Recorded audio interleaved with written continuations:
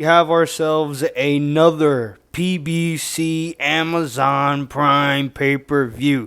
I didn't know that these things are still a thing in terms of pay-per-views, but they are. They're there. We're here. And we're here for a prediction video. That's exactly what we're going to get into. This is Sebastian Fundora versus Keith Thurman, the main card. I'm not going to do the entire card. That's absolutely insanity. I'm going to do the main card. Just specifically that. And obviously in this first fight on this main card, we got Jose Rayo Valenzuela versus Isaac Lucero.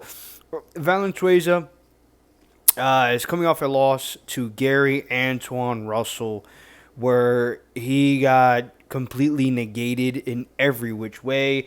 And Isaac Lucero, the last 7 fights he's won by KO. His last win is the most notable win on a bigger name stage, is getting a victory over Omar Valenzuela. Don't know if those guys are related. I highly doubt that's the case, but that's neither here nor there. But Lucero, I mean, hasn't really done much in terms of his career. I mean, he's a younger guy. They're trying to be able to build him. He is Mexican. He has a lot of few KOs on his resume. He has talent, has skill. But I think that this is a huge step up for him. Rayo Valenzuela, he's been in there with a lot of bigger names. Obviously, he got robbed in the Chris Colbert fight. He got knocked out by Edwin De Los Santos. But before the loss to Gary Antoine Russell, he had an absolute picture-perfect boxing exhibition over Isaac Cruz. And he just got outgunned and outspeeded. He got speed-mogged by Gary Antoine Russell, who completely beat him to the punch every single time. Rayo is still good. He's still a good fighter. I think this is I wouldn't say a tune-up fight, but this is a fight for him to get back into winning ways, get a win over an undefeated fighter, and him to be able to get his career back on track where it needs to be able to go. Now moving up the card to the next fight, and we got Jesus Alejandro Ramos Jr. versus Shane Mosley Jr. Shane Mosley, he's had some losses on his career. You know, he's fought some pretty decent names, especially on the up and coming of his career. Some notable names that he has on his resume in terms of loss. I mean, he's lost to Brandon Adams, who recently just got a victory over Sergey Bohachuk, who is an absolute nightmare to be able to get in there with you. But you know, Bohachuk is in there getting his money's worth. He's also lost to Jason Quigley, who is a decent fighter, but after that loss to Quigley, he's been on a 6-fight win streak. Some notable names that he's had on his resume: Gabe Rosado, recently just beat out Daniel Jacobs. Daniel Jacobs looked absolutely washed in his last matchup against Shane Mosley Jr. I hope that he retires soon or anytime that needs to be able to get that done. But Shane Mosley Jr. got the job done, did what he needed to be able to do, and really just had his moments over an experienced vet like Daniel Jacobs. Jesus Alejandro Ramos, he's been staying busy in 2025. This is his 3rd fight so far in this year, and both of those fights that he actually had this year, he's actually gotten TKO, KO wins. That being over Jason Rosario, who's not in his prime, not a fighter that's holding a championship belt anymore, but he's been a champion before. He's been in there with some bigger names as well. And Guido Emmanuel Schramm just completely dominated him in that matchup against him. I think it was supposed to be another matchup that Jesus Alejandro Ramos actually had lined up, and Schramm was like a late replacement in that one. I'm gonna go with Jesus Alejandro Ramos. I like his skill, his talent, the way that he's style, and his style just in general. He comes forward, has the Mexican style and pressure, but he's defensively responsible. He's not just entirely in that Mexican style with keeping things in the phone booth, but his power, his pressure, he's able to walk you down. He's able to manage things to get into the type of fight that he wants to be able to get from. His only loss that he has in his resume was, I believe, Erickson Lubin, and it was a close fight, but I did think Lubin was the rightful winner because I just think that he did enough. I don't think that Shane Mosley Jr., even though despite his losses and his lessons learned from those losses, is going to be able to add up to the type of pressure and amount of momentum that Jesus Alejandro Ramos is going to be bringing in there in that matchup. So I'm going to go with Jesus Alejandro Ramos in that one. And now moving on to the co-main event of this card, and we got O'Shea Foster versus Stephen Fulton. I think this is going to be a banger. I do think that this co-main will actually be probably the best fight on this card. I'd say probably, maybe. I'm leaning more towards, yeah, this is definitely going to be the absolute banger on this card. I understand why they're not going to have it as the headliner, because it's probably not going to sell as much as Fundora versus Thurman. But as a fight just in itself, I think this one is actually going to be very, very interesting. A chess match, if you want to be able to say, by these two guys. O'Shea Foster, he's been in with Top Rank and Bob Arum and those boys. Obviously, they're not in ESPN anymore, so he's not going to be able to have those matchups like he had beforehand. Same thing with Stephen Fulton, even though Fulton has been more on the side of PBC. Now moving on to PBC, joining their ranks. And he has some pretty decent some decent names, some decent wins on his resume. Alberto Mercado, a name. Ray Vargas, giving him his first loss in his career, who was an absolute issue to be able to deal with his, reach and range, that he was able to have a lot of issues and carry that type of power that he was in his hands. Eduardo Hernandez, Abraham Nova. He got robbed in the first matchup against Robson Consell, but then he avenged his loss in the rematch thereafter. So O'Shea Foster, the thing with him is, I do think that he is talented and skilled. I do think that he's a bit underwhelming and can be a bit overrated, but he is a good fighter. I can't be able to take a lot of things from him. He is a good fighter in boxer, just in general.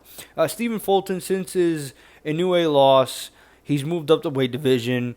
He had a split decision win over Carlos Castro, who knocked him down twice, or he knocked him down once and then had him hurt another moment. But throughout the entirety of the fight, Fulton was in control. And in the rematch against Brandon Figueroa, he completely shut him out. I mean, negated anything that Figueroa was trying to be able to implement in that first matchup that they had against each other. Stephen Fulton, I think in this matchup against O'Shea Foster, I think it's going to be a chess match. It's going to be very back and forth. I do think that these guys will both have a lot of moments. While Foster doesn't have a lot of KOs on his resume, does, I think, have the power advantage over Stephen Fulton, but I do think that you have to be able to respect the fact that Fulton, in general, I think, is the slicker, more smoother boxer between these two guys. I'm going to go with Stephen Fulton on this one. I see Stephen Fulton having more proven fights and shots just in general compared to O'Shea Foster. Like I said earlier, I just think that he's a bit overrated. I think he's a bit lackluster, underwhelming. While he did avenge his loss against Robson Consell, it was a split decision win, and it was still very close. And O'Shea Foster, no doubt about it. I mean, he's putting himself on the fire against one of the best 126 pounders in the world. And I mean, you want to be able to see these big matchups, obviously, in these weight divisions that they can be able to provide, bar none. But I just think Stephen Fulton has the goods. And while Foster has, some skills, I don't think that he's able to get one over against Stephen Fulton. If this one's at range, if this one's at distance, and O'Shea Foster can't even be able to break up the monotony of a fight that Fulton is very comfortable at. Foster is comfortable in that range as well, but I just think that Stephen Fulton, him being the fighter that he was and now is just an overall better version of what an O'Shea Foster is. Again, I do think that Foster will have his moments. I think it will be a close fight because I do value the wins that O'Shea Foster does have on his resume. But again, I just think in terms of talent, in terms of things, putting it together, in terms of resume and that as well, I'm going with Stephen Fulton. And now moving on to the main event, the headliner of this card, we got Sebastian Fundurskis versus Keith Thurman. If this was Keith Thurman in 2019, 2018, 2016, 2017, this is without a discussion, debate. Keith Thurman is probably going to beat the hell out of Sebastian Fundora. But unfortunately for Keith Thurman, dealing with a lot of injuries in his career, that has pretty much been the story of his life and his boxing career. I mean, it's a shame. He's ever since his loss to Manny Pacquiao, his first loss in his career. After that, he dealt with injuries.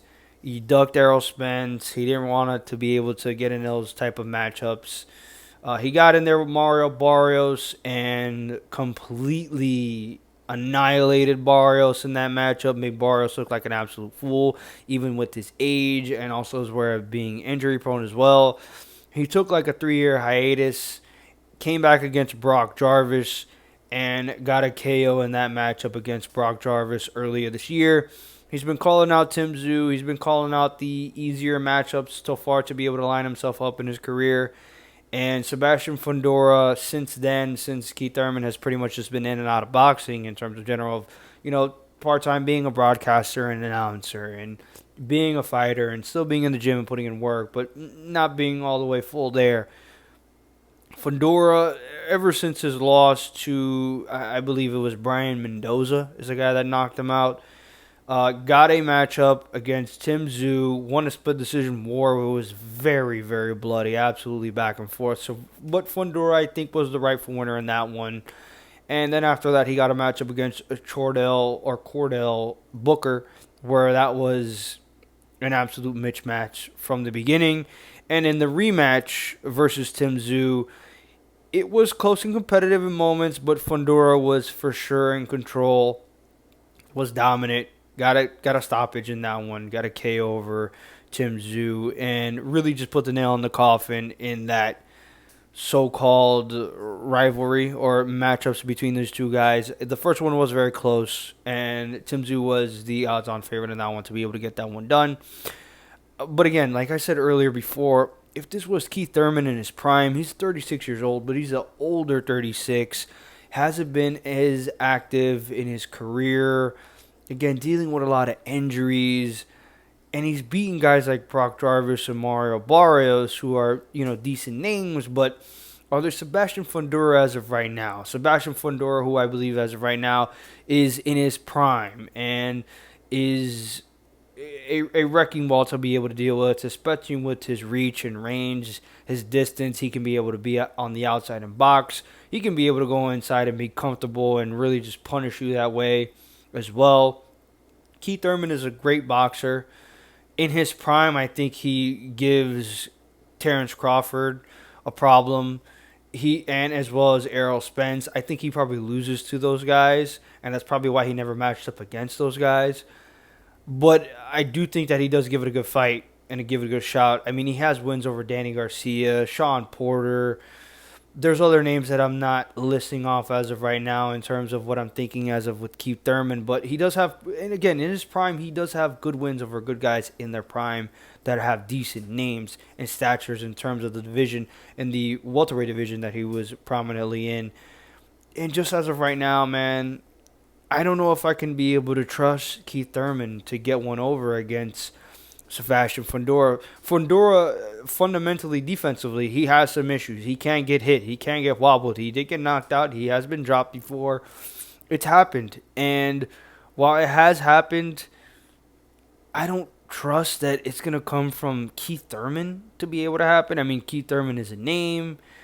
Again, he still has good boxing. He shows up when he needs to be able to show up. When he's healthy, he can create a lot of problems, and he is still a name in boxing as of right now. That is noticeable. I mean, he did have the big hoopla with Pacquiao, and he got knocked down in that first round, and then from there was on his losing way throughout that entirety of the fight.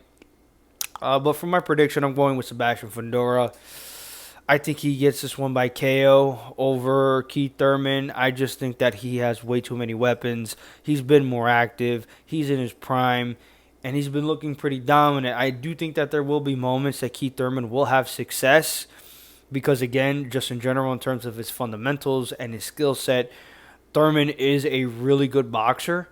He doesn't have that one-punch KO power, but he does have some sting into his shots. And with dealing with all the injuries and also with the age regression, you don't know if his chin is going to be the same, and as well as his punching power as well. But again, I do think Keith Thurman will have his moments, but I just think Sebastian Fundora will be way too much in this matchup and gets, I would want to say, a 7th round stoppage KO win over Keith Thurman. Obviously, like this video. If you obviously like this video, comment your pictures on what you think is going to be able to go down on this card through the main card. Whether you agree with them, whether you don't agree with them, let me know. We can be able to chop it up on the comment section below, and subscribe If you're a boxing fan, if you're a fan, if you're a fight fan just in general, you're here for a reason. You want to stay here, and they need you to stay here because we love each other. And thank you guys again for watching again. And peace.